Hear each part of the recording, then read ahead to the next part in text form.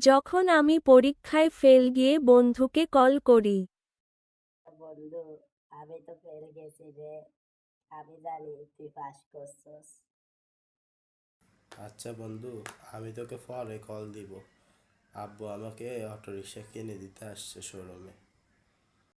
আগের যুগে কিছু মা বাবা আছে বলে, আমার ছেলে ভাত খায় না মোবাইল ছাড়া ঘুমায় না, মোবাইল ছাড়া পটি করতেও যায় না। আর আমাদের সময় কি বলতো জানেন?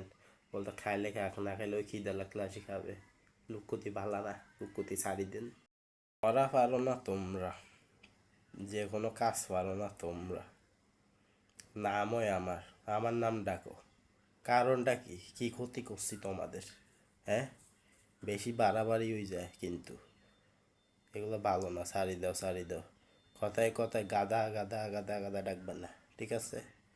Last warning. যখন পাকনামি করে দূরের মসজিদে যায় নামাজ পড়ে আসি আর দেখি বাড়ির মসজিদে বিরানি দিছে।